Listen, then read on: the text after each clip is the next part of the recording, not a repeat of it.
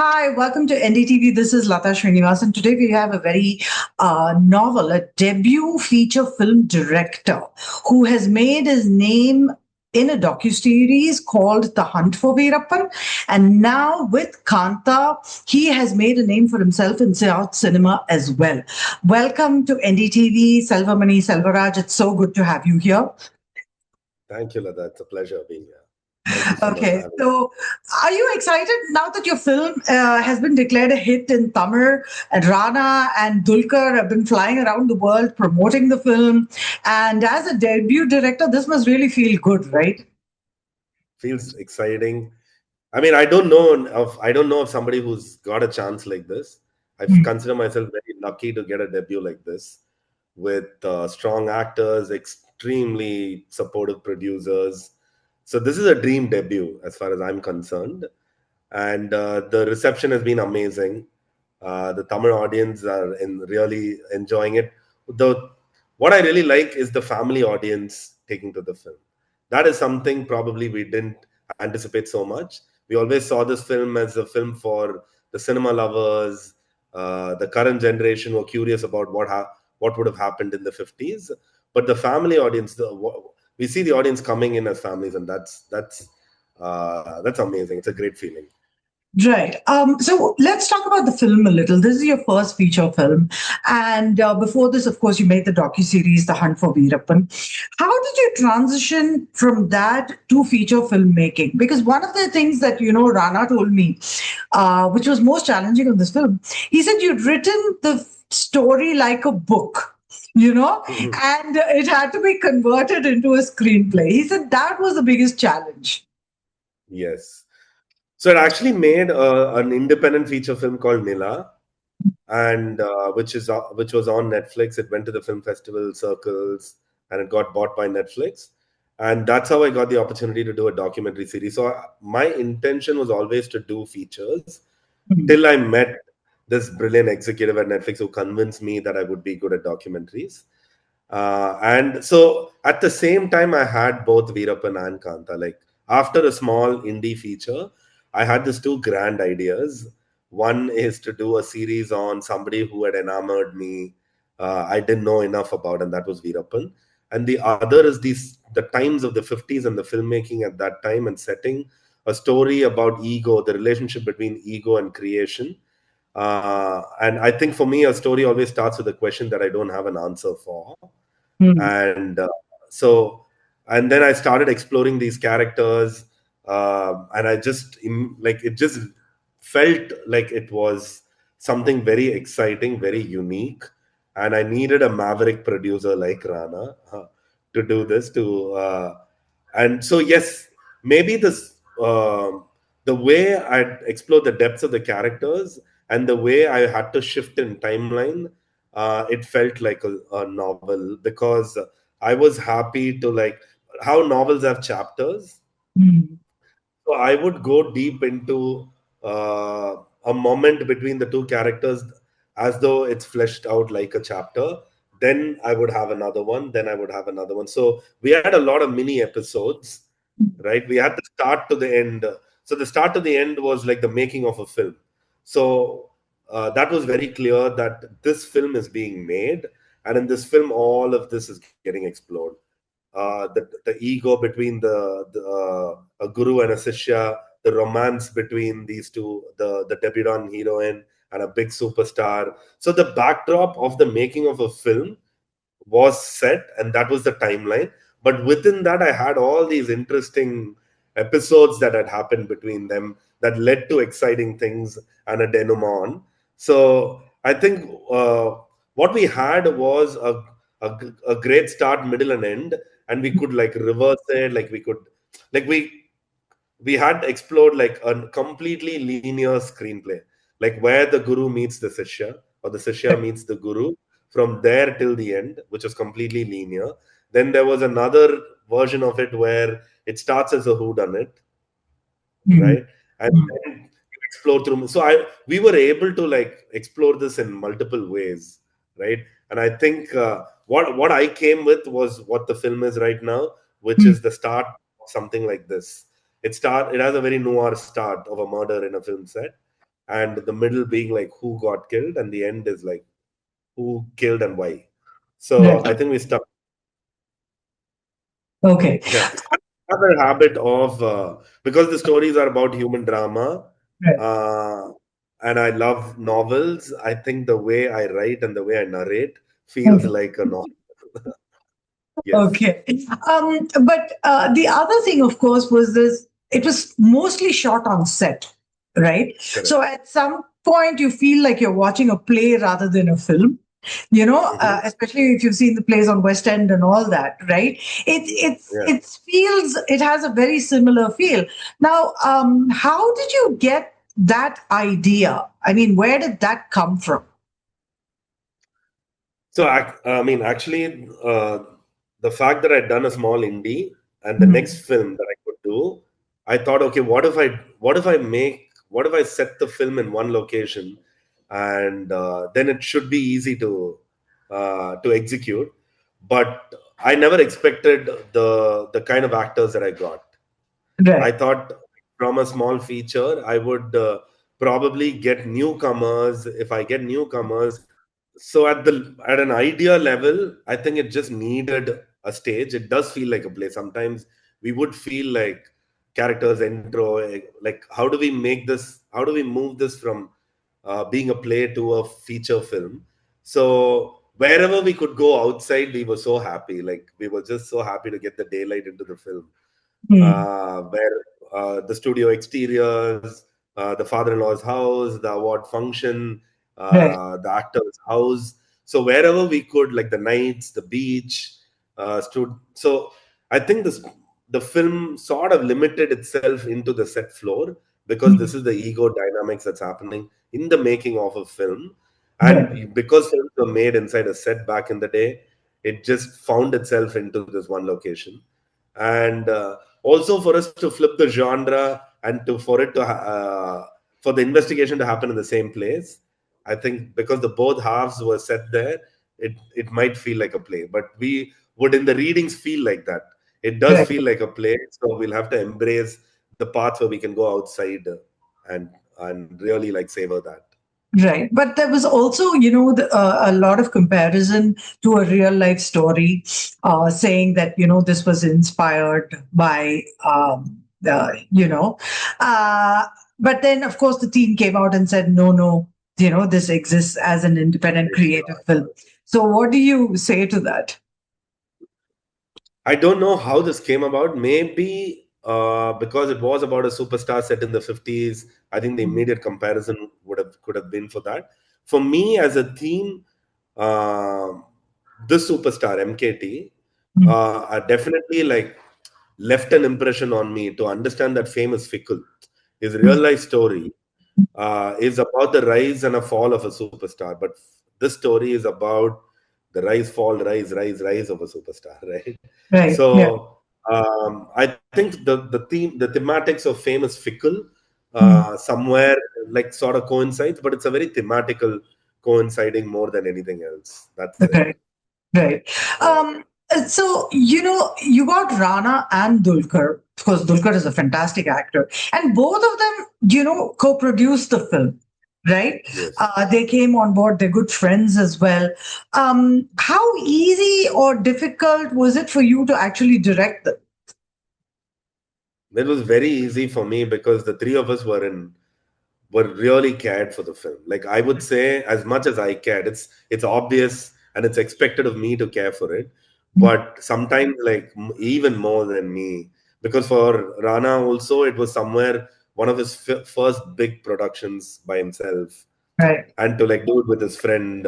And Dulquer, he wanted to be a part of this in every way possible. Like, could I also be in the in producing it so it finds more wings, right? So it came from a place of love. It was very easy for me because we all cared so much.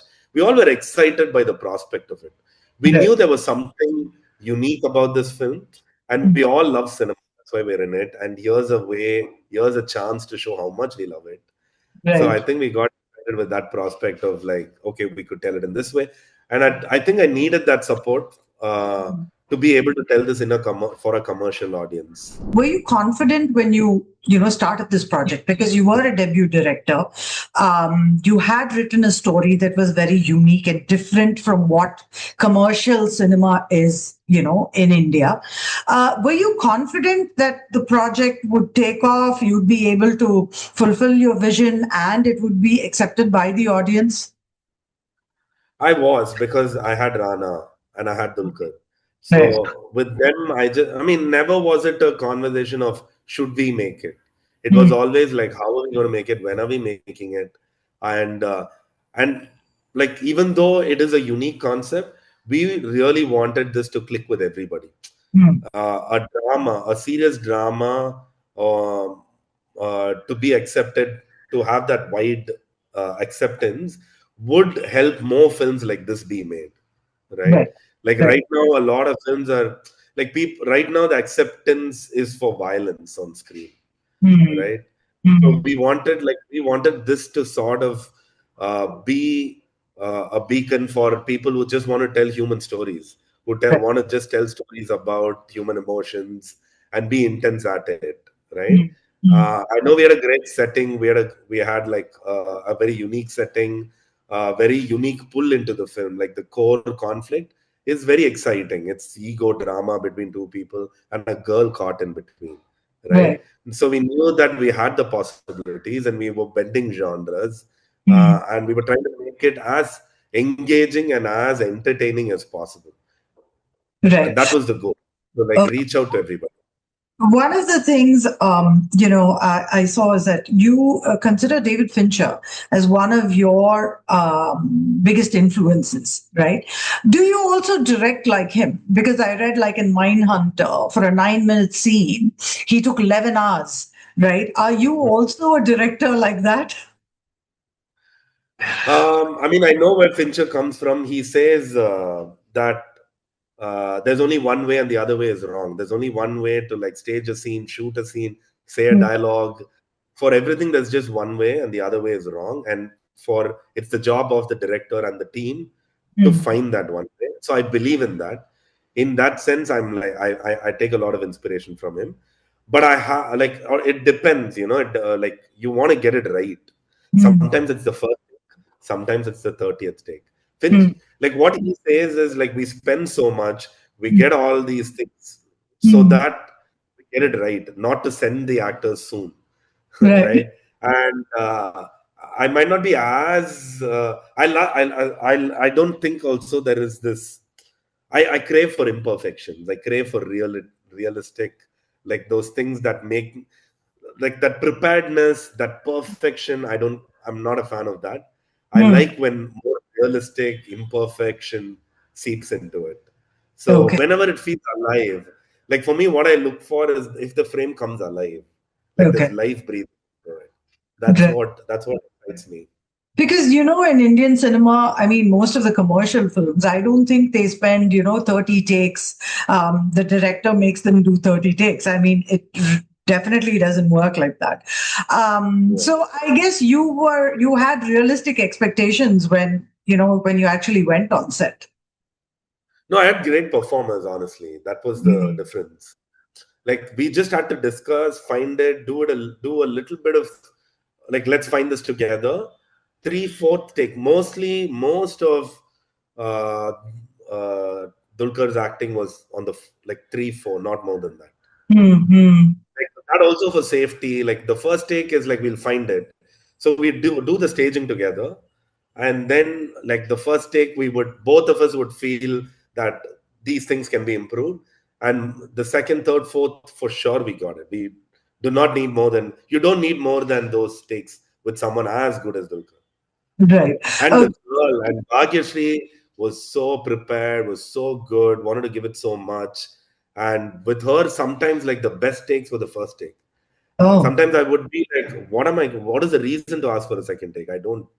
So like we go with the first. And with Rana, it was just so much fun. We'd just be like, can we do this? Can we do that?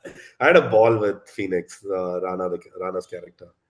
So now that your first feature has been successful, and I'm sure you learned a lot from it as well, right? Yeah, yeah, 100%. What are some of the biggest takeaways you got? I need to get this sort of support teams back again. Like, can I get this kind of producing team, this sort of relationship with my actors, Mm, um, like a better drive my support teams better, like my mm. direction team, my HODs. Can I like drive them with passion better, more preparedness? Yeah, like I want to strive for more of what I had because this is a dream. I don't think anybody gets this so easily. Right, I think right. the writing got me that. I think the script got that. But so I would want the same, but just do it better. Be better prepared and like drive better. Okay. Going back a little, you did Nila, but you were also an AD on The Life of Pi, right? And of course, The Hunt for Veerapan, the docu-series, very well acclaimed. People loved it. And you really made for a name for yourself with that, right?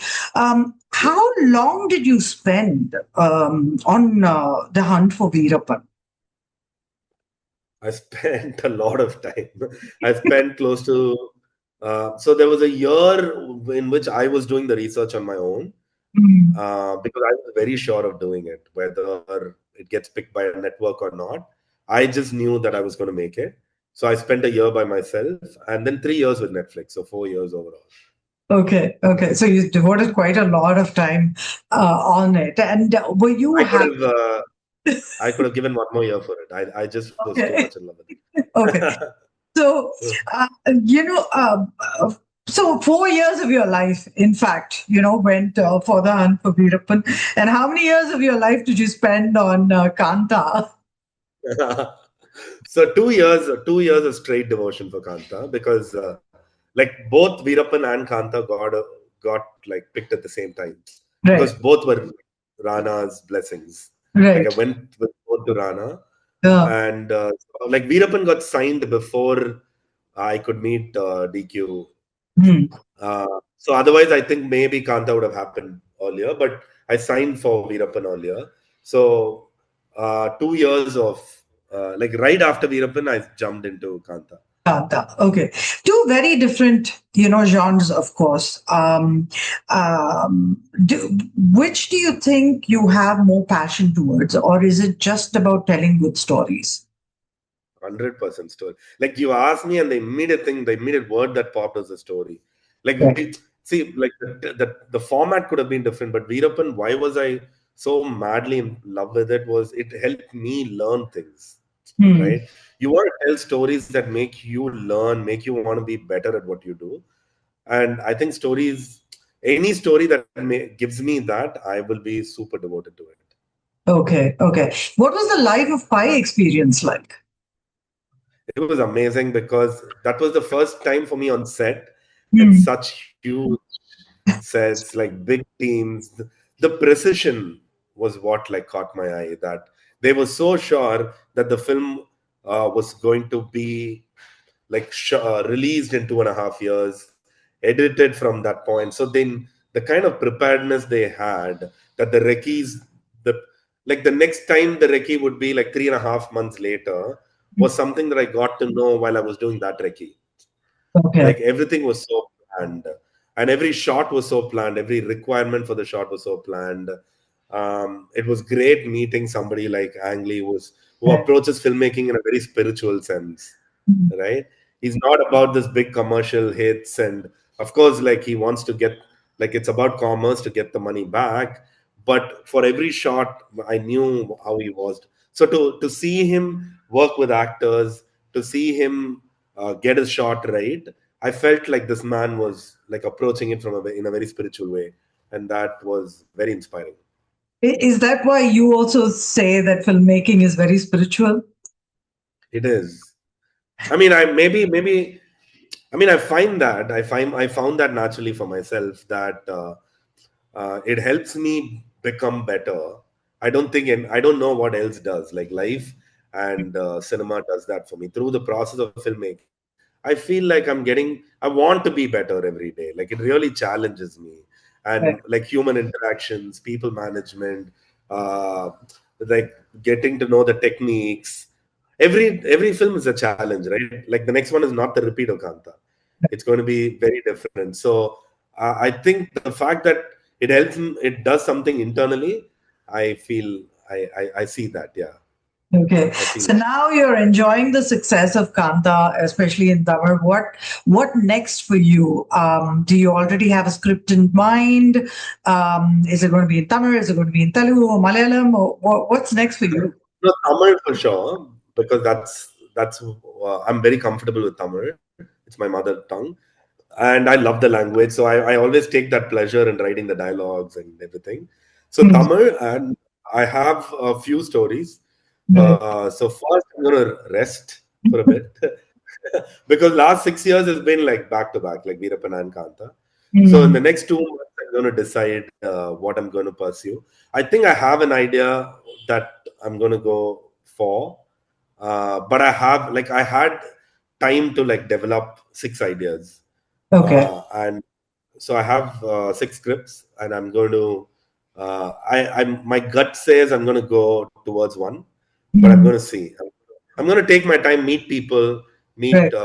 actors, producers, and then decide which one I want to follow. So